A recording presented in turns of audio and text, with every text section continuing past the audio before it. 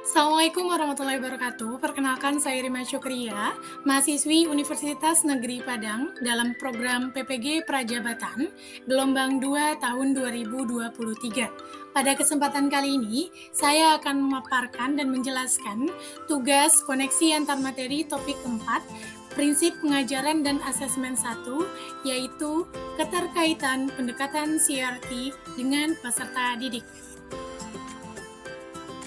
Pendekatan CRT. Pendekatan CRT atau Culturally Responsive Teaching adalah suatu cara komprehensif untuk membekali guru dalam mengajar peserta didik di lingkungan yang berlatar belakang budaya yang berbeda-beda, serta meningkatkan pemahaman dan keterampilan tanggap budaya seorang guru dalam setiap muatan pembelajaran mengupayakan terhadap lingkungan pembelajarannya.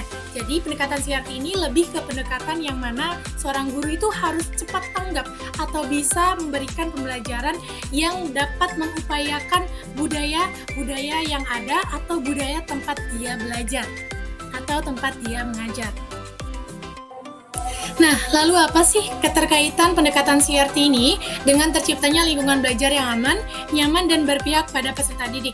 Yaitu karena ada beberapa elemen-elemen yang dapat kita gunakan yang bisa mengaitkan bahwasanya CRT ini dapat menciptakan lingkungan belajar yang aman, nyaman, dan berpihak pada peserta didik. Apa saja elemen-elemennya? Di sini saya mendapatkan 6 elemen.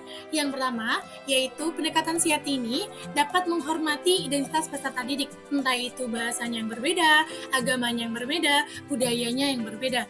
Lalu dapat mengoneksikan dengan pengalaman hidup peserta didik, tidak hanya budaya dan bahasa saja, tapi seorang guru dapat mengaitkannya dengan pengalaman hidup peserta didik tersebut. Dan yang ketiga, pemahaman mendalam tentang peserta didik. Nah, pendekatan CRT ini ketika guru ingin mengaitkannya dengan budaya, berarti guru harus mencari tahu peserta didik itu apa bahasanya, apa agamanya, apa budayanya, seperti apa peserta didik yang dia ajarkan. Makanya nomor 3 poinnya, guru dapat memahami dengan mendalam tentang peserta didiknya. Lalu yang keempat, keterlibatan siswa. Pendekatan CRT ini tidak hanya pendekatan tentang budaya saja, tapi diharapkan pendekatan CRT ini dapat melibatkan siswa ketika belajar. Yang kelima, yaitu mengurangi ketidaksetaraan.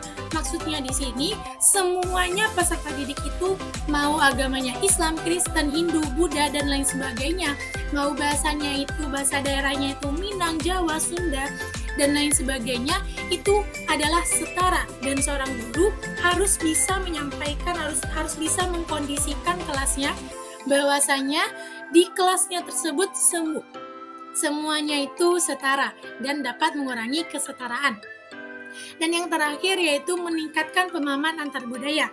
Nah, di sini kita dapat mengetahui bahwasanya dalam satu kelas itu anak-anak tidak sama budayanya, apalagi seorang guru yang mengajar di daerah perkotaan, yang mana bisa jadi mahasiswanya atau siswanya itu mungkin berbudaya Jawa, Sunda, Minang, dan lain sebagainya.